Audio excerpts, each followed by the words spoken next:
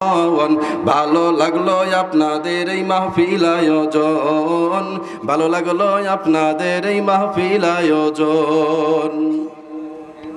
এই মাহফিলে সভাপতি আলহাজ ডাক্তার মোহাম্মদ হামিদুল হক শাহ স্যার। হাই আরো দেখছেন বলছি আমি মুশফিকুর রহমান। তাই আমরা সবে নবীর সাথে জান্নাতে যেতে চাই, আমরা সবে নবীর সাথে জান্নাতে যেতে চাই।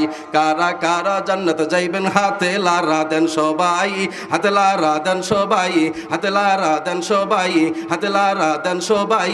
দিন ইসলামের পথে চলবো চিৎকার করে আল্লাহু আকবার বলে দাঁড়ান সবাই, দাঁড়ান, নারায়ে তাকবীর।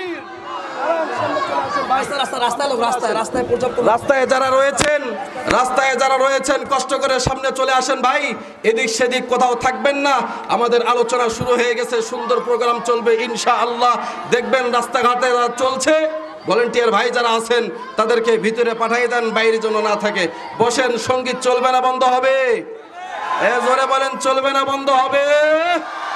শোনো শোনো দিনাজপুরবাসী, শোনো দিয়া মন, শোনো শোনো চণ্ডীপাড়াবাসী, শোনো দিয়া মন।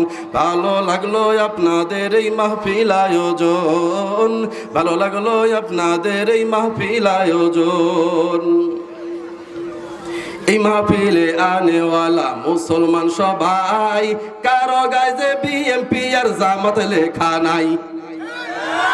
আস্তে কন, আরো জোরে জোরে বলেন, কথা ঠিক কিনা?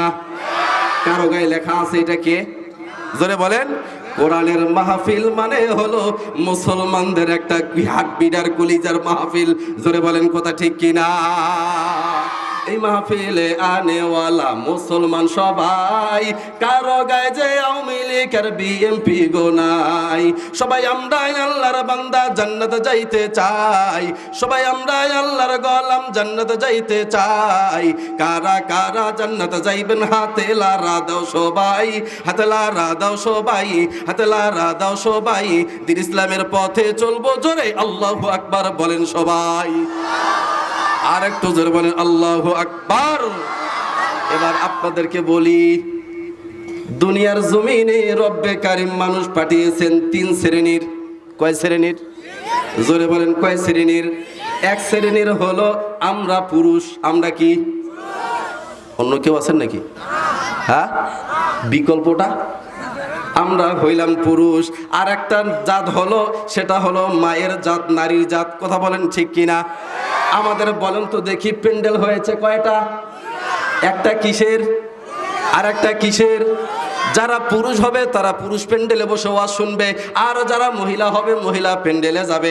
রাস্তায় যারা থাকবে তারা হলো, জোরে কান, আরো জোরে। আমি কিন্তু কই নাই ভাই, পরে জোরে কেউ আমাকে না ধরে আবার। আপনাদের এলাকার মধ্যে আপনারা হিজড়া এখন যা এখন আপনাদের ব্যাপার। আমি বলছি দোষ আমার আছে।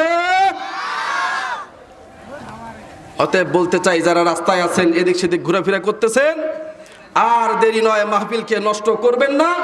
এখন এই মাহফিলে বসে যান। এই মাহফিল নষ্ট করে কারা? ইসলামের বিরোধী কারা? এই ওয়াজটাই আজকে চলবে। শুনতে রাজি আছেন তো ইনশাআল্লাহ? শুনবেন তো ইনশাআল্লাহ? জি জি ভাই, বসেন। কোরআনুল কারীমের ভিতরে রব্বে কারীম সুন্দরভাবে জানায় দিলেন, وقال الذين كفروا لا تسمعوا لهذا القرآن। জোরে বলেন আল্লাহু আকবার। আর একটু জোরে বলেন আল্লাহু আকবার। আমি কোরআনুল কারীম থেকে একটা একটা করে আয়াত তেলাওয়াত করব। যখন আপনারা জোরে আল্লাহু আকবারের ফায়ার দিবেন, তখন এই কর্মসূচি চলবে ততক্ষণ, আজকের মাহফিল চলবে যতক্ষণ। রাজি আছেন যারা যারা? দুটা হাত আমার আল্লাহকে তুলে দেখান তারা তারা। নারায়ে তাকবীর। আর একটু জোরে বলেন নারায়ে তাকবীর। ওয়াকালাল্লাযীনা কাফারু لا تسمعوا لهذا القرآن। মক্কার হেরেমের সামনে আবু জেহেল ডাক দিয়া বলেন, ওয়াকাল আল্লাযীনা কাফারু লা তাসমাউ লিহাযাল কুরআন। এই কথাটাকে রব্বে কারিম কোট করে সূরা হামিম সেজদা 26 নম্বর আয়াতের ভিতরে দিয়েছেন। এই আবু জেহেলের গোষ্ঠীরা, উতবা সাহেবার গোষ্ঠীরা, এরা বলছিল, হেরেমের সামনে গিয়ে বলছিল, ওয়াকালাল্লাযীনা কাফারু লা তাসমাউ লিহাযাল কুরআন, মুহাম্মদের কোরআনটা যেখানেই প্রচার প্রসার হবে, মুহাম্মদের কোরআনের কথা যেখানেই চলবে, মুহাম্মদের হাদিসের কথা যেখানেই চলবে, সুতরাং আল্লাহর দেওয়া বাণী, মুহাম্মদের উপরে যেই বাণী ওহী এসেছে, আর এই কোরআনের কথাটা যেখানেই প্রচার প্রসার চলবে, ওয়ালগাউ ফিহি লাআল্লাকুম তাগলিবুন, সেকালে তোমরা হট্টগোল সৃষ্টি করে কোরআনের প্রচার প্রসারটা বন্ধ করে দিবা, হট্টগোল সৃষ্টি করে যেন মুহাম্মদের দলের লোকেরা কোরআন প্রচার প্রসার করতে না পারে। বলেন তো দেখি, আজও ১৫০০ বছর পূর্বে আবু জেহেল বলেছিল মুহাম্মদের কোরআন প্রচার প্রসার যেন না হয়। বলেন তো বন্ধুরা, ১৫০০ বছর পরে এখনো আমাদের কোরআনের মাহফিলে বাধা দেয় এরকম আবু জেহেল, আবু লাহাব, উতবা সাহেব আর উত্তরসূরি এখনো এই বাংলাদেশে আছে না নাই? জোরে বলেন। মিথ্যা বললাম? ভুল বললাম? আমার মুসলমান ভাইয়েরা, বর্তমান তো আমরা স্বাধীন, কথা বলেন, জোরে বলেন। কার জন্য স্বাধীন হয়ে এলাম? জোরে বলেন, কার জন্য? জোরে বলেন। ছাত্র আন্দোলন করে নাই? জোরে বলেন। যেখানে বড় বড় দলেরা তেনাকে নামাইতে পারলো না, আমার ছাত্র ভাইয়েরা একটা হুঙ্কার দিয়েছে, তারই সুন্দরভাবে দেশ ছাড়তে বাধ্য হয়েছে। সুতরাং তাই নয়, আল্লাহ বলেন, বান্দা শোনো, আমি আল্লাহ রব্বুল আলামিন ছাড় দেই কিন্তু ছেড়ে, জোরে বলেন, ছেড়ে দেই না। রব্বে কারিম উদাহরণ স্বরূপ আমাদের সামনে বলেছেন, আমরা আপনাদেরকে শোনায় দেই রে বাবা। রব্বে কারিম ডাক দিয়ে বলেন, আমি ছাড় দেই কিন্তু ছেড়ে দেই না। তার বাস্তব প্রমাণ হলো, যখন নমরুদ আল্লাহর সাথে যুদ্ধ ঘোষণা করলো, এবার ডাক দিয়ে বলে, পয়গম্বর কই আপনার আল্লাহর সৈন্যবাহিনী কই? আমার সাথে যুদ্ধ করবে, আপনার আল্লাহর ক্ষমতা নাই, আপনার আল্লাহর বেল নাই, আমার কাছে লাগার মতো কোনো ক্ষমতা আপনার আল্লাহর নাই। পয়গম্বর ডাক দিয়ে কয়, দাঁড়া, একটু দাঁড়া, আসিতেছে। কি আসতেছে? জোরে বলেন, জোরে বলেন। ন্যাংরা মশা। কিছুক্ষণ পর ন্যাংরা মশা চলে এসেছে।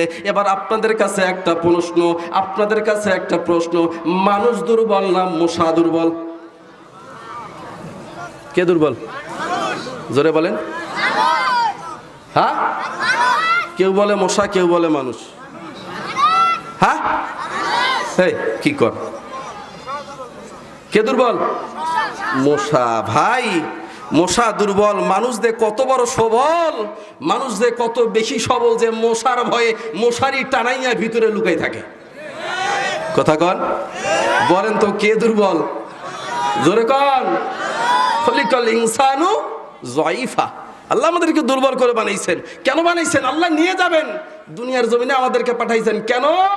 ওয়ালানাবলুওয়ান্নাকুম বিশাইইম মিনাল খাউফি ওয়াল জু'। বান্দা, তোমাকে পাঠাইলাম দুনিয়ার জমিনে পরীক্ষা নেওয়ার জন্য। আল্লাহু আকবার বলেন। তো যে কথা বলতেছিলাম, কিছুক্ষণ পরে ন্যাংরা মশা যখন আসছে, নাকের ভিতর দিয়ে যখন ঢুকে গেছে, মেইন জায়গায় হেডকোয়ার্টারে যাওয়ার পরে সুন্দরভাবে অফিসিয়াল চেয়ারে যখন ন্যাংরা মশা বসে গেছে, একটু পর পরে ভোঁ করে একটু শব্দ দেয়, এর মাথার তাতু ছেড়ে যায়। কথা বলেন, জোরে বলেন। কিছুক্ষণ পর থেমে যায়, আবার কিছুক্ষণ পর আবার একটু মেডিসিন ঢুকায় দেয়, আবার শুরু হয়ে যায়। কি ব্যাপার, কমে না কেন, কমে না কেন? এক বেচারা রাগ হয়ে করলেন কি, জোতা দিয়ে মাথায় বাড়ি দিলেন, দেখে আর তো নাই। তো এবার বললো, কয় ওষুধ তো আমি পেয়েছি। কি পেয়েছি? ওষুধ পেয়েছে। কি ওষুধ? কয় জোতার বাড়ি। ওষুধের নাম কি? জোরে বলেন, ওষুধের নাম কি? জোতার বাড়ি। খালি পেটে জোতার বাড়ি, খাওয়ার আগে জোতার বাড়ি, খাওয়ার পরে জোতার বাড়ি। খা খা, কথা বলেন। জোতার বাড়ি খায় নাই। এবার করলেন কি, কামলা রাখা লাগলো জোতা মাথায় বাড়ি দেওয়ার জন্য। সুবহানাল্লাহ কন। বলেন তো এই খেলা কে খেলিয়েছেন? জোরে বলেন, কে খেলিয়েছেন? জোতার বাড়ি দিতে দিতে এক সময় ওই যে লোককে রাখছেন, মাথা গেছে ভাই গরম হয়ে, কি করবে? এমন জোরে দিছে, কয় আজকে চাকরি থাকবে বা যাবে সেটা হিসাব আলাদা। কারণ ওর মাথায় জোতা দিয়ে বাড়ি দিবে বলে ও টয়লেটে যাইতে পারে না, প্রস্রাবখানে যাইতে পারে না, খাইতে পারে না। কারণ যদি প্রস্রাবখানে যাইতে চায়, কয় দৌড়াও, শুরু হয়ে গেছে। আবার এসে জুতার বাড়ি। এই জন্য কয়ে যা হবে কোপালে দেখা যাবে আগামীকাল সকালে, আগে বাড়িটা দিব। দিছে জোরে একবারই, ন্যাংরা মশা কয় সাদাকাল্লাহুল আজিম, আমার কাজ শেষ, উড়ান দিয়ে পালাইছে। বলুন তো দেখি নমরুদকে সাইজ করেছেন আল্লাহ কি দিয়ে? জোরে বলেন। এ দুনিয়া চাঁদেরুতে মেহমানি মেহমানি মেহমানি, এ দুনিয়া চাঁদেরুতে মেহমানি, কুজা হামান কুজা ফেরাউন কুজা তখতে সুলাইমানি। কেউ টিকতে পারবে না বাবা। নমরুদকে আল্লাহ রব্বুল আলামিন জোতা পিটা করে দুনিয়া থেকে বিদায় করিয়েছেন। ও মুসলমান ইমানদারেরা, আপনাদেরকে জানাইতে চাই যে এই নমরুদের ক্ষমতা ছিল ওই নমরুদের চাইতে এই নমরুদের ক্ষমতা কি বেশি ছিল নাকি? জোরে বলেন, জোরে বলেন। উনি তো গ্যারান্টি দিয়ে দিয়েছিল 41 সাল। জোরে বলেন, কত সাল টিকছে? জোরে বলেন, টিকবে? সম্ভব না, সম্ভব না। নমরুদকে আল্লাহ জোতা পিটা করে দুনিয়া থেকে বিদায় করে দিয়েছে। নমরুদকে আল্লাহ জোতা পিটা করে দুনিয়া থেকে বিদায় করে দিয়েছে। আর বাংলার নমরুদকে, বাংলার ফেরাউনকে রব্বে কারিম কি করেছেন? ছাত্র দলের একটা হুঙ্কারে, একটা আল্লাহু আকবারের স্লোগানে তেনাকে দেশ ছাড়তে বাধ্য করেছে। কারণ ফেরাউন ক্ষমতায় টিকার জন্য যেই ফেরাউন ছিল, এই ফেরাউনটা ক্ষমতা টিকার জন্য 1 নয় 2 নয় 90,000 শিশুকে জবাই করে, 1 নয় 2 নয়, মনে রাখবেন, 1 নয় 2 নয়, ফেরাউন ক্ষমতা টিকার জন্য 90,000 শিশুকে জবাই করলেন। আল্লাহ কয় ফেরাউন রে, যতই জবাই কর কাজ হবে না, এই নমরুদকে আমি তোর বাসায় লালন পালন করাবো। জোরে বলেন, জোরে বলেন, জোরে বলেন। যেই নমরুদকে, যেই মুসা পয়গম্বরকে, যে মুসা পয়গম্বরকে মারার জন্য 1 নয় 2 নয় 1 নয় 2 নয় 90,000 শিশু বাচ্চাগুলাকে জবাই করে নীল নদে ভাসায় দিয়েছেন, অথচ রব্বে কারিম মুসা পয়গম্বরকে ওই বাসায় রেখেছেন, পয়গম্বরকে মারতে পারেন নাই। সুতরাং আজকে যারা ইসলামের বিরুদ্ধে যাবে, ইসলামকে ধ্বংস করার পায়ে তারা যারা করবে, তারাই দুনিয়া থেকে চিরস্থায়ী নিষ্পেষিত হয়ে যাবে, তামা তামা হয়ে যাবে, ইসলামকে ধ্বংস করতে পারবে না। জোরে বলেন কথা ঠিক কি না? পারবে না, সম্ভব না। কই গেল কাদের কাকা? ফকরুল সাহেব আপনার বাসায় কাউয়া কাদের গেছেনি? কব নাকি? হ্যাঁ, ঠাকুর গায়ের বাড়িতে আপনি থাকতে তারে দিছেননি। কব থাকতে দেবে? হ্যাঁ, শোনেন নাই? পালাবে না, পালায় না, থাকে। রব্বে কারিম ডাক দিয়া বলেন, ওয়াকালাল্লাযীনা কাফারু লা তাসমাউ লিহাযাল কুরআন। যেখানে কোরআনের প্রচার প্রসার হবে, আবু জাহেল কথাটা বলছে, রব্বে কারিম কথাটাকে কোট করে বললেন। আবু জাহেল বলছেন যেখানে কোরআনের প্রচার প্রসার হবে সেখানে গিয়ে কি করবা? হট্টগোল সৃষ্টি করে, গ্যাঞ্জাম সৃষ্টি করে কোরআনের প্রচার প্রসার বন্ধ করে দিবা। ভাই, তখন আজ থেকে 5 তারিখের পূর্বে তখন আমাদেরকে প্রোগ্রাম করতে দেয় নাই, মাহফিল করতে দেয় নাই, কোরআনের হক কথাগুলো বলতে দেয় নাই। মার্গায় প্রোগ্রাম করতে গিয়ে এক গাড়ি পুলিশ এসে ডাক দেয়, কয় হুজুর প্রোগ্রাম করা যাবে না, কথা বলা যাবে না। রাজশাহীতে কথা বলার জন্য গেলাম, 10 মিনিট কথা বলছি, এসে বলে হুজুর কথা বলা যাবে না, কথা বন্ধ করেন। আমি কি তোর বাপের কথা বলছি নাকি? জোরে বলেন। আল্লাহর বান্দা, আল্লাহর জমিনে আল্লাহর বান্দা হয়ে আল্লাহর কোরআনের কথা বলবেই বলবে। কোন বাপের বেটা আমার জবানকে স্তব্ধ করতে পারবে না, পারবে না, পারবে না। কথা বলেন ঠিক কিনা? সম্ভব? মুসলমান ঘুমিয়ে থাকার সময় আছে? জোরে বলেন, সময় আছে। শুধু তাই নয়, এ দেশের ভিতরে গজব আসার কারণ, তানারা পালানোর একটা কারণ আছে। রব্বে কারিম সূরা রুম 41 নম্বর আয়াতে বলেন, জাহারাল ফাসাদু ফিল বাররি ওয়াল বাহরি বিমা কাসাবাত আইদিন নাস। যখন দেশের ভিতরে আকাম কুকাম চলবে, দেশের ভিতরে যখন বেহায়াপনা চলবে, দেশের ভিতরে যখন বেহায়াপনা, বেশ্যাপনা, কুত্তাপনা, লুচ্চাপনা, জারসপনা চলবে, আর দেশের মধ্যে যখন রাজত্বের মধ্যে যাবে, ক্ষমতায় যাবে মহিলা, সরকার হবে মহিলা এবং নেতৃত্ব দেবে মহিলা, যেই সমাজের ভিতরে নেতৃত্ব দেবে মহিলা, যেই বাড়ির ভিতরে নেতৃত্ব দেবে মহিলা, যেই দেশের ভিতরে নেতৃত্ব দেবে মহিলা, বিমা কাসাবাত আইদিন নাস, ওই দেশটাকে আমি রব্বে কারিম গজব দিয়ে ধ্বংস করে দেব। তা আমাদের দেশের ভিতরে ইনি কি আকাম কুকাম কম করেছে? জোরে বলেন। 90,000 শিশুকে জবাই করে নীল নদে পার ফালাই দিছে ফেরাউন। আর বাংলার ফেরাউন কি করেছে? ছোট শিশু বাচ্চাদেরকে মেরে গণভবনে রেখে দিয়েছে। শুধু তাই নয়, আমার সাইদ ভাই, কথাটা বলতে গেলেই কষ্ট হয়, কেমনে করে বেচারা বুকটা পেতে দিলেন আপনি, একবারে মেরে দিলেন। এটা মানুষ জানোয়ারের চাইতেও খারাপ। এই যে মুগ্ধ ভাই পানি পানি বললেন, পানি লাগবে ভাই পানি, সেই ছেলেটাকে গুলি করে আপনি মেরে দিলেন। তেনার মার কি অবস্থা একটু গিয়ে দেখেন তো, তেনার বাবার কি অবস্থা একটু গিয়ে দেখেন তো, সাইদ ভাইয়ের মায়ের দিকে একটু তাকায় দেখেন। সাইদ ভাইয়ের ফ্যামিলিতে তারা চাকরি পেয়েছেন, টাকা পেয়েছেন, অনেক কিছু পেয়েছেন। এখন যদি আপনি গিয়ে বলেন মা এত কিছু পেয়েছেন, এরপরে কি আপনার ছেলের শোকটা যায় নাই? তেনার মা একটা উত্তরেই মাত্র দিবেন যে বাবা, গোটা পৃথিবী যদি আমাকে লিখে দেওয়া হয়, আর যদি এক পাশে আমার ছেলেকে রাখা হয়, আমার পুরো পৃথিবী দরকার নাই, আমার কলিজার টুকরা সন্তানের দরকার। পারবেন এনে দিতে? পারবেন? এদেশের ভিতরে লুচ্চা যেগুলা গান হয়, যেখানে নর্তকীগুলো ছাড় পায়, পরিমণি থেকে শুরু করে ন্যাংটা ছবি যারা করে, অপু বিশ্বাস, পরিমণি, আরো কত নাম রে ভাই, নাম তো আমার জানা নাই। এরা যখন আর একটা গানে আলি ছিল, আবার সংসদে গেছিল। কথা বলেন, জোরে বলেন, জোরে বলেন। এরা ছাড় পায়, এদের সমস্যা নাই। আর বাংলাদেশের মুসলমানেরা যখন ইমাম সাহেবেরা কোরআনের হক কথা বলতে যায়, তখন মাহফিলের ভিতরে বাধা হয়। বেহায়া নাচ গানে পুলিশে দেয় পাহারা, কোরআনের মাহফিলে 144 ধারা। জোরে কোন? বেহায়া নাচ গানে পুলিশে দেয় পাহারা, কোরআনের মাহফিলে 144 ধারা। মিথ্যা মামলা দিয়ে আলেমদের জেলে রাখিয়া এ কোরআনের আট কি কেউ করতে পারবে শেষ?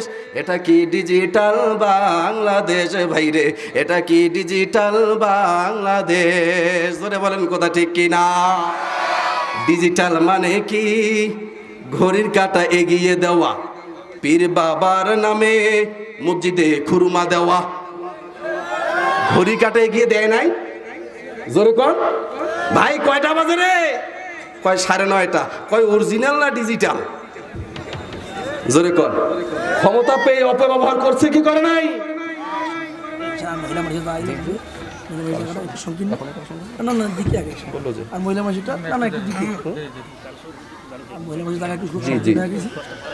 না না, আমি বলি, আমাকে কয়টা পর্যন্ত টাইম?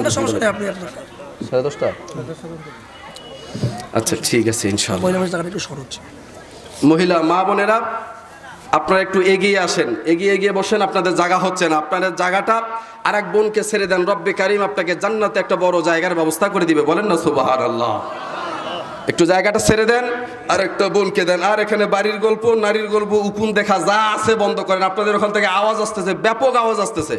এখন আপনারা যদি ওয়াজ করেন তাহলে আমরা শুনি, আপনারা ওয়াজ করেন নাকি বলেন? এরা আসলে ভাই কই কি ব্যাপার, তো স্বামীটা কেমন? অনেক ভালো। কথা বলেন। কই তোরটা ওইটা হ্যাবলা, আমি যা কই তাই। কথা বলেন না কেন? আছে না এরকম? যেই সমাজের ভিতরে, যে ফ্যামিলির ভিতরে, যে পরিবারের ভিতরে মা দোয়ানিয়া হবে, মহিলা দোয়ানিয়া হবে, আপনাকে যদি যুবক কোটি টাকা দেয় বিয়ে করবেন না। ঠিক আছে তো ইনশাআল্লাহ? আর যুবক যারা আছো ডেমেনে 1টি টাকা নিবা না, মোহরানা দিবা, ভালো মেয়ে খুঁজে নেবা। আয় ওই নর্তকীর পাশে দৌড়াবে না। হ্যাঁ, একটা ফুল এই পকেটে, একটা বইয়ের তলে, একটা ব্যাগের তলে, এরে কয় একটা, ওরে কয় একটা, এ কয় তুই ছাড়া চলেই না। জোরে কর। এই অভ্যাস আছে না ওদের? জিন্সের প্যান্ট পরে কোমরটা হেলে দুলে, রাস্তায় দেখো একই কাণ্ড, তাই দেখে যাই মোরে মোদের এই অন্তরে, ডেকে বলে একটু কান্দ। বলবো নাকি? থাক, ওই দেখে আর না যাই, কথার ভিতরে ঢুকে যাই। শোনেন ভাই, যে কথা বলতেছিলাম, কি বলেছিল তারা? কোরআনের প্রচার প্রসার করা যাবে না, যেখানেই কোরআনের প্রচার প্রসার হবে সেখানে হট্টগোল সৃষ্টি করে মাহফিলটাকে, কোরআনের ময়দানটাকে নষ্ট করে দিবা, যাতে করে মুহাম্মদের কোরআন প্রচার প্রসার না হয়। জোরে বলেন কথা ঠিক কি না? কিন্তু রব্বে কারীম বললেন, শোনো শোনো, দুনিয়ার জমিনে আমি যখন ইসলাম প্রতিষ্ঠিত করব, ইসলামটাকে যখন 100% কায়েম করাবো, ও মুসলমান ইমানদারেরা শুনে রাখেন, রব্বে কারিম ডাক দিয়া বলেন, আমি আল্লাহ ছাড় দেই কিন্তু ছেড়ে দেই না। আমি রব্বে কারিম দুনিয়ার লোকজনদেরকে, আমার গোলামদেরকে ইসলাম প্রচার প্রসার করার জন্য দায়িত্ব দিয়েছি। এই বান্দারা ইসলামটাকে প্রচার প্রসার করবে। আর শুধু তাই নয়, কোরআনের কালিমার দাওয়াত এবং কোরআনের দাওয়াত যেখানে রয়েছে, কোরআনের ভিতরে রব্বে কারিম যা বলেছে এই দাওয়াতগুলো দেওয়ার দায়িত্ব আমাদেরকে দিয়েছেন কে? জোরে বলেন কে? আরো জোরে বলেন কে? ইয়া আইয়ুহার রাসূল বাল্লিগ মা উনজিলা ইলাইকা মির রাব্বিক। রব্বে কারীম ডাক দেয়, কয় নবী গো, আপনি কোরআনের প্রচার প্রসার করেন, আপনি কোরআনের দাওয়াত দেওয়া শুরু করেন। আমার পয়গম্বর যখন কোরআনের দাওয়াত দেওয়া শুরু করেছে মক্কার জমিনে, সাফা পাহাড়ের ভিতরে, রে বাবা, সাফা পাহাড়ের ভিতরে পয়গম্বর আলাইহিস সালাতু ওয়াস সালাম সাফা পাহাড়ের উপরে উঠছেন।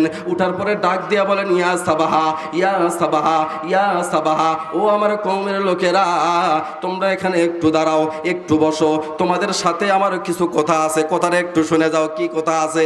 পয়গম্বর আলাইহিস সালাতু ওয়াস সালাম ডাক দিয়ে বলেন, আমি যদি তোমাদেরকে এখন বলি এই সাফা পাহাড়ের পাদদেশে কিছু বাহিনী আসতেছে তোমাদেরকে খুন করার জন্য, তোমাদেরকে মারার জন্য, তোমরা কি বিশ্বাস করবে কিনা?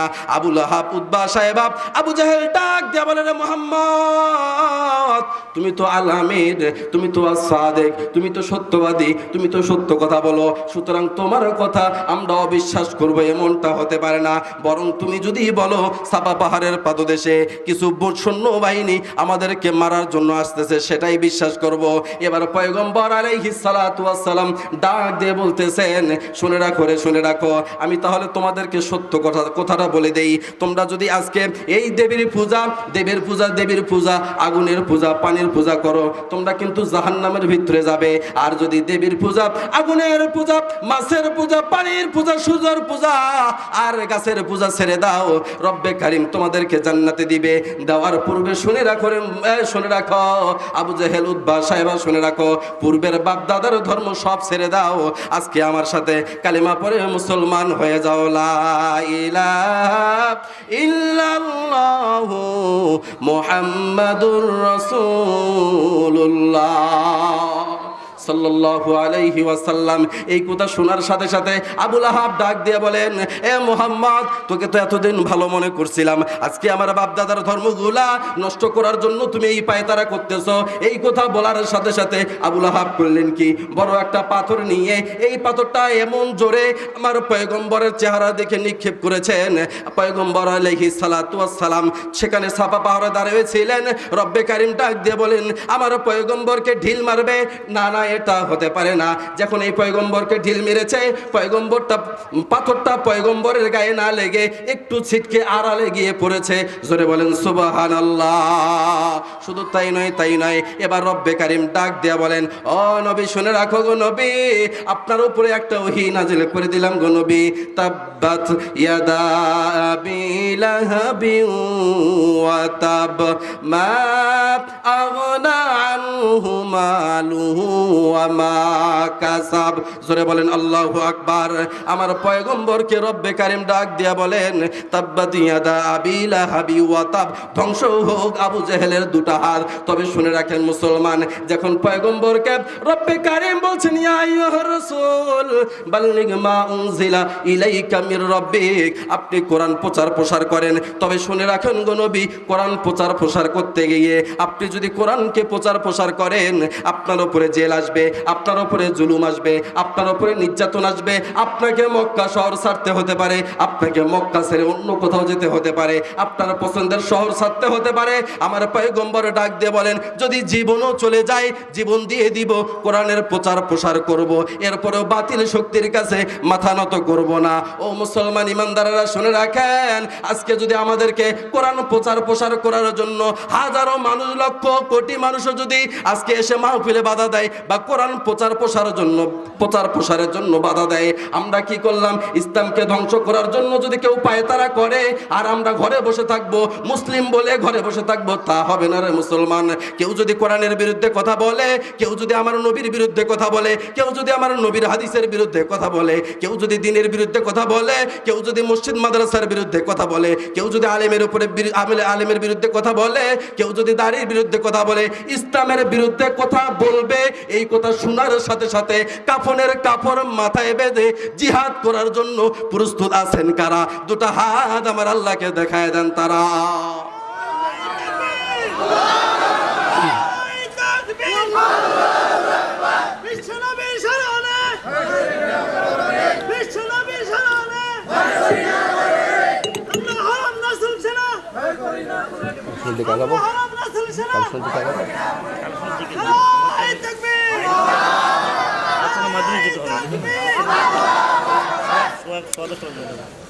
রাগ হচ্ছেন?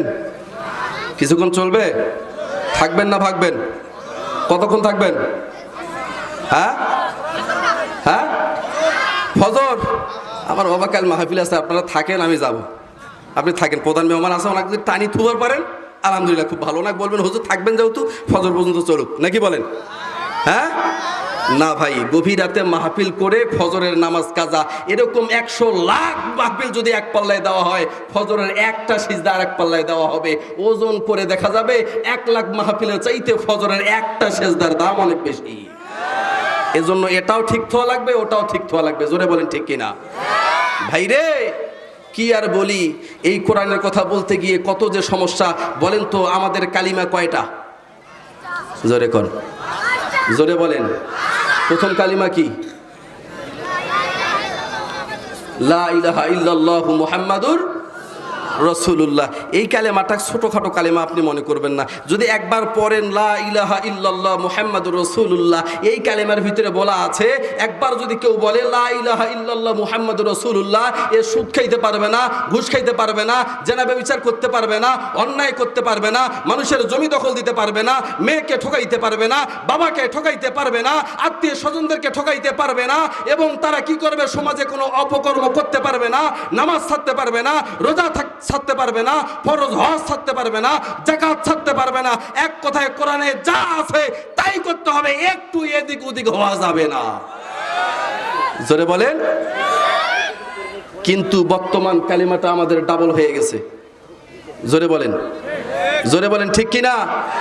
কেউ কালেমার দাওয়াত দিতে গিয়ে লা ইলাহা ইল্লাল্লাহ মুহাম্মাদুর রাসূলুল্লাহ, এই কালেমার দাওয়াত দিতে গিয়ে বাইতুল মুকাররমে চাকরি পায়, সরকারও পালায়, পালায়। আবার একই কালিমার দাওয়াত দিতে গিয়ে কোরআনের পাখি 16টি বছর জালিমের জিন্দানখানায় থেকে পয়জন দিয়ে দুনিয়া ছাড়তে হয়। জোরে বলেন ঠিক কিনা? 16টি বছর কোরআনের পাখি জালিমের জিন্দানখানায় থেকেছে, বাতিল গোষ্ঠীর সাথে আপোষ করে নাই। সুতরাং সিংহ পুরুষ আমরা মুসলিম জাতি, আস্তিক আর নাস্তিকের সাথে, কাফের আর বেঈমানদের সাথে আমরা কখনো আপোষ করতে পারি না। জোরে বলেন ঠিক কিনা? কাফের বেঈমানদের সাথে আমাদের কোনো আপোষ, জোরে বলেন আপোষ। ভাই আমি 2-5 মিনিট, 18 বাজে না, 5 মিনিটের ভিতরে আমি মোটামুটি আলোচনাটা গোছানো শুরু করতেছি, শেষ করে দেবো ইনশাআল্লাহ। শুনবেন তো ইনশাআল্লাহ? শুনবেন তো ইনশাআল্লাহ? পয়গম্বরের করুণ একটা কাহিনী আপনাদেরকে বলে দেই ভাই। মক্কাতুল মুকাররমা, আপনার কাবা শরীফ থেকে মিসফালা ব্রিজ, মিসফা যারা হাজী সাহেব যারা গেছেন তারা জানেন, এখান থেকে একটা পাহাড় আছে, জাবালে সুর পাহাড়। কি পাহাড়? জোরে বলেন কি পাহাড়? জাবালে সুর পাহাড়। পাহাড়টা 3500 ফুট উঁচা। কত ফুট? 3500 ফুট উঁচা। রব্বে কারিম আমাকে যাওয়ার তৌফিক দান করেছেন, সেই পাহাড়ে আমি উঠেছি। আপনারা দোয়া করবেন, এবারও আমি রমজানে যাওয়ার নিয়ত করেছি, যাবো ইনশাআল্লাহ। ভাইরে কি বলি, পয়গম্বর আলাইহিস সালাতু ওয়াস সালাম একদিন আবু বকর রাদিয়াল্লাহু তাআলা আনহুকে ডাক দিয়ে বলেন, আবু বকর, আমাদের এমন একটা সময় আসবে, এই কোরআনের দাওয়াত দিতে গিয়ে, কোরআনের প্রসার করতে গিয়ে আবু জেহেল উতবা সাহেবা আমার বিরুদ্ধে চলে গেছে, ইসলাম যারা কায়েম করেছেন তাদের বিরুদ্ধে চলে গেছে, যারা মুসলিম হয়েছেন তাদের বিরুদ্ধে চলে গেছে। আবু বকর সাবধান থাকো, এমন এক সময় আসবে, আমি তোমাকে ডাক দিব, ডাক দেওয়ার সাথে সাথে দরজা খুলে দিবা, আমরা এখান থেকে হিজরত করে চলে যাব। মুসলমান ভাইরা আমার, এমন তো অবস্থায় পয়গম্বর আলাইহিস সালাতু ওয়াস সালাম হঠাৎ করে একদিন আবু বকরের বাসায় গেলেন। একবার দরজার ভিতরে নক করার সাথে সাথে আবু বকর রাদিয়াল্লাহু তাআলা আনহু দরজাটা খুলে দিয়েছেন। আমার পয়গম্বর ডাক দিয়া বলেন, আবু বকর, আমি তো এসে একবার মাত্র দরজার ভিতরে নক করেছি, সাথে সাথে দরজাটা খুলে দিলে, তুমি কেমনে? আবু বকর রাদিয়াল্লাহু তাআলা আনহু ডাক দিয়া বলেন, ইয়া রাসূলুল্লাহ, ইয়া হাবিবাল্লাহ, ওগো নবীজি, ওই যে আপনি একদিন আমাকে বলেছেন আবু বকর তোমাকে নিয়ে হিজরতে যাব। ও পয়গম্বর, আল্লাহর কসম করে বলি গো নবী, ওই দিন থেকে আজ পর্যন্ত আমি আবু বকর 1 সেকেন্ডের জন্য রাতে বিছানায় পিঠ লাগাই না। এবার ডাক দিয়ে বলেন, আবু বকর, আর লক্ষ্যের পায়ের উপরে, রানের উপরে মাথাটা দিয়ে পয়গম্বর আলাইহিস সালাতু ওয়াস সালাম সুন্দরভাবে ঘুমিয়ে গিয়েছেন। হঠাৎ করে আবু বকর রাদিয়াল্লাহু তাআলা আনহু দেখতেছেন ওখান থেকে ছোট ছোট অনেক পুকুর, ছোট ছোট অনেক একটা ছিদ্র রয়েছে, অনেক ফুটা রয়েছে, অনেক ছিদ্র রয়েছে, অনেক গর্ত রয়েছে। এখান থেকে একটা গর্ত থেকে একটা সাপ আস্তে করে আসতেছেন, আমার পয়গম্বরকে সবল মারবে, আবু বকর রাদিয়াল্লাহু তাআলা আনহুকে সবল মারবে। আবু বকর রাদিয়াল্লাহু তাআলা আনহু দেখার সাথে সাথে এই পাটা সুন্দরভাবে ওই গর্তের ভিতরে দিয়েছেন। পাটা গর্তের ভিতরে দেওয়ার সাথে সাথে আবু বকর রাদিয়াল্লাহু তাআলা আনহুকে ওই সাপটা একবার জোরে সবল মেরে দিয়েছে। আবু বকরের পুরো শরীরে বিষে জড়িত হয়ে গেছে, পুরো শরীরটা কালো হয়ে গেছে। আবু বকর ডাক দিয়ে বলেন, লা ইউমিনু আহাদুকুম হাত্তা আকুনা হাব্বা ইলাইহি মিন ওয়ালিদিহি ওয়া ওয়ালাদিহি ওয়ান নাসি আজমাইন। এসব শুনে রাখো, আমি আমার জীবনের চাইতে, আমার জীবনের চাইতে আমার পয়গম্বরকে বেশি ভালোবাসে।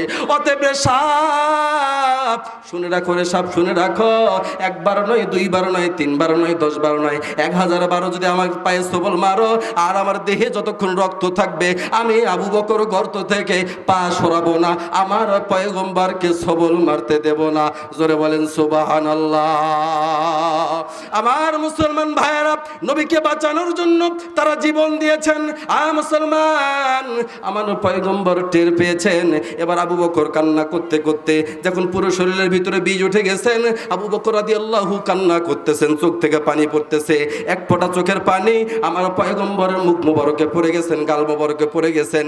পয়গম্বর ঝেপে উঠলেন, উঠার পরে ডাক দিয়ে বলে, আবু বকর, তুমি কেন কান্না করো? তোমার মনে হয় বাসার কথা মনে পড়েছে নাকি? না ইয়া রাসূলুল্লাহ, আমার বাসার কথা মনে পড়ে নাই। তোমার তাহলে ছেলে সন্তানের কথা মনে পড়েছে? ইয়া রাসূলুল্লাহ, ইয়া হাবিবাল্লাহ, ছেলে সন্তানের কথা মনে পড়ে নাই, তাহলে তোমার মনে হয় বিবির কথা মনে পড়েছে, মেয়ের কথা মনে পড়েছে। ইয়া রাসূলুল্লাহ, ইয়া হাবিবাল্লাহ, বিবির কথা, মেয়ের কথাও আমার মনে পড়ে নাই গো নবী, তাহলে তুমি কান্না করো কেন?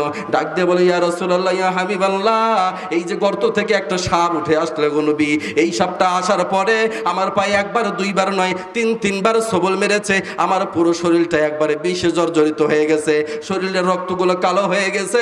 ইয়া রাসূলুল্লাহ, ইয়া হাবিবাল্লাহ, এই জন্য আমি কান্না করতেছি। পয়গম্বর আলাইহিস সালাতু ওয়াস সালাম এমনত অবস্থায় পাটা যখন ঝটকে টান দিয়েছেন, টান দেওয়ার সাথে সাথে সাপটা বাহিরে চলে এসেছেন।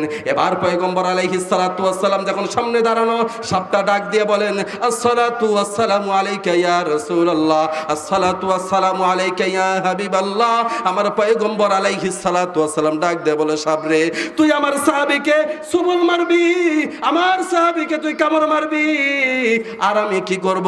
তোর সালামের জবাব দিব না? না, তোর সালামের জবাব আমি দেব না। এবার সাপ ডাক দিয়ে বলেন, ইয়া রাসূলুল্লাহ, ইয়া হাবিবাল্লাহ, এই দোষটা কিন্তু আমার নাই, রব্বে কারিম আমাকে হুকুম করেছেন, তাই আপনার সাহাবীকে সবল মেরেছি। এবার পয়গম্বর ডাক দিয়ে বলেন, আল্লাহ এটা তুমি কেমন বিচার করলা গো মাবুদ? রব্বে কারিম ডাক দিয়া বলে, পয়গম্বর আপনার সাহাবী আবু বকরকে জানাইয়া দাও, আজকে হিজরতের এক রাতের নেকি যদি এক পাল্লাই দেওয়া হয়, আর তামাম পৃথিবীর যত তোমার উম্মত রয়েছে সকলের নেকি যদি আর এক পাল্লাই দেওয়া হয়, মিজানের পাল্লাই ওজন করলে দেখা যাবে সকল উম্মতের চাইতে আজকে একটি রাতের হিজরতের নেকি তোমার উমরের, তোমার আবু বকরের বেশি হয়ে যাবে। জোরে বলেন সুবহানাল্লাহ। আমার মুসলমান ইমানদারেরা 2-4 মিনিটে শেষ করে দেই।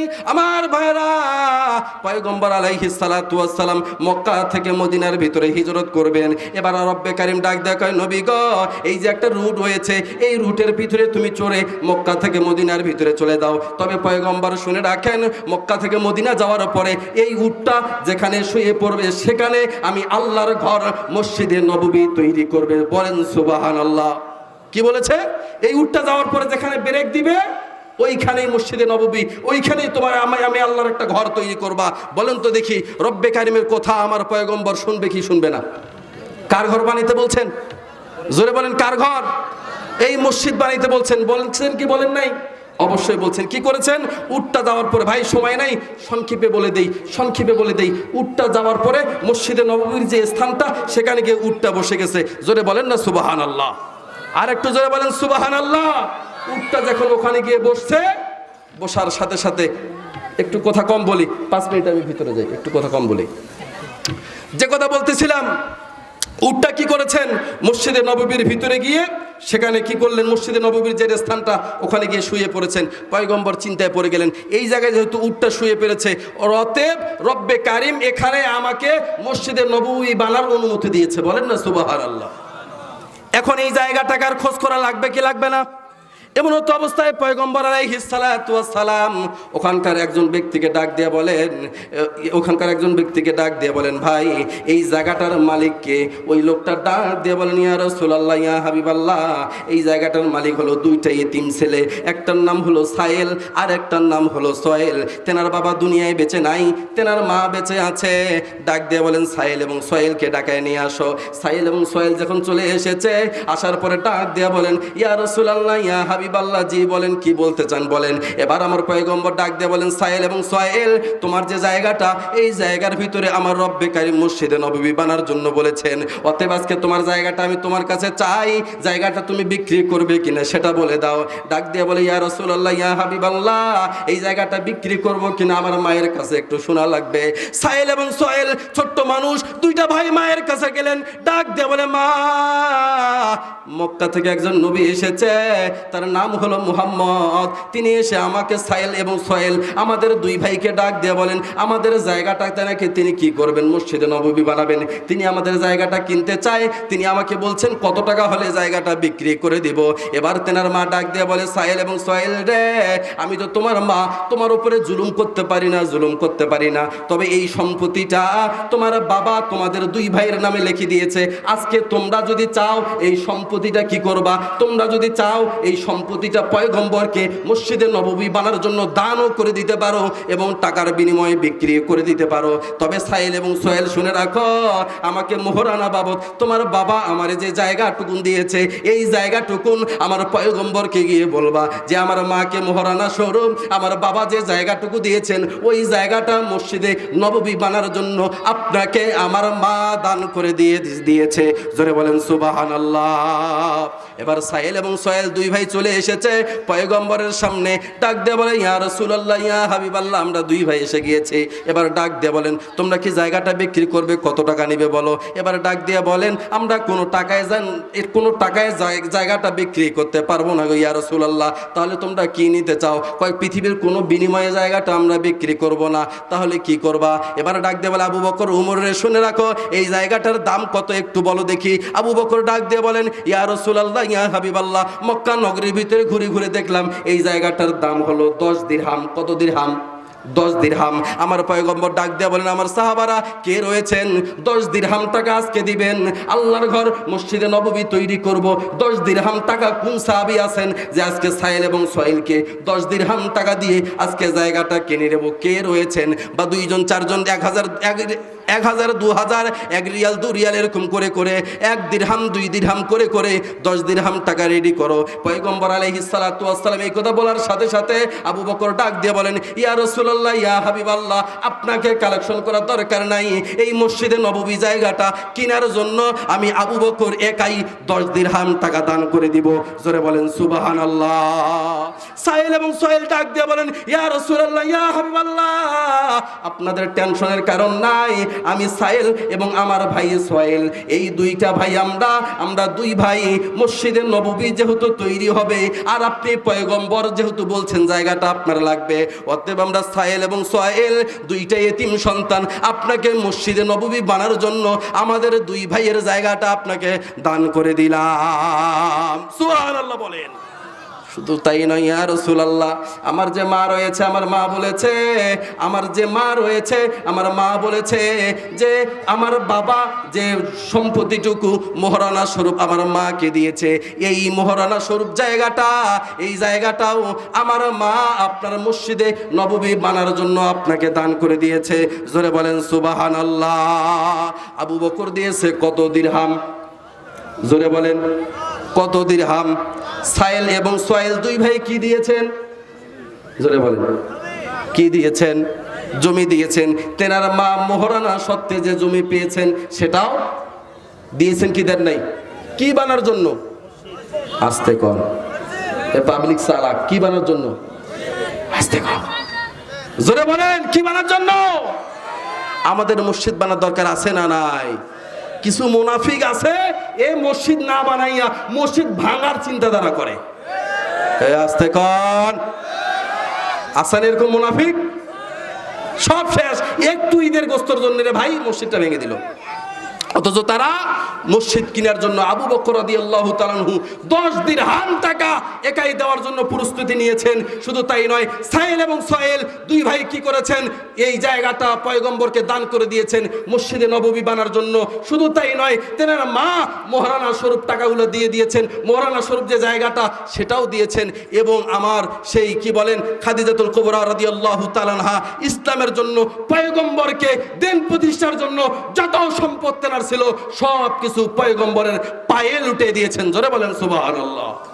আজকে সুতরাং আল্লাহর ঘর মসজিদ কেউ যদি বানাতে চায়, কেউ যদি আল্লাহর ঘর মসজিদ বানাইতে চায়, 1000 2000 5000 10000 20000 50000 টাকা যদি দিয়ে দেয় আল্লাহর ঘর মসজিদ বানার জন্য, পয়গম্বর আলাইহিস সালাতু ওয়াস সালাম বলছেন তেনাকে জান্নাতের ভিতরে রব্বে কারিম বড় একটা ঘর দান করবেন। জোরে বলেন সুবহানাল্লাহ। শুধু তাই নয়, যে টাকাটা দিবেন মসজিদের ছাদ ঢালাই হবে, মাজিয়া ঢালাই হবে। এই মাজিয়ার ভিতরে যতদিন মানুষ নামাজ আদায় করবে, সালাত আদায় করবে, যতদিন মানুষ সিজদা করবে, ইন্নাস সালাতি ওয়া নুসুকি ওয়া মাহইয়ায়া ওয়া মামাতি লিল্লাহি রাব্বিল আলামিন, মাথা তো শুধুমাত্র রব্বে কারিমের কাছে নত হবে। যতদিন মানুষ এই জমিনের ভিতরে ওই মসজিদের ভিতরে সিজদা করবে, আপনি যদি কবরেও যান আপনার আমলনামায় সদকায়ে জারিয়া হিসাবে রব্বে কারিম নেকি পাঠাইতেই থাকবে। জোরে বলেন না সুবহানাল্লাহ। আজকে এখান থেকে একটা লোক জানাইতে চাই, একটা লোক দেখতে চাই যে হুজুর এইখানে মসজিদের উন্নতি কল্পে না, মসজিদের উন্নতি কল্পে, এই মসজিদ উন্নতির জন্য, মাজিয়া ঢালের জন্য, ছাদ ঢালের জন্য, মসজিদে ফ্যানের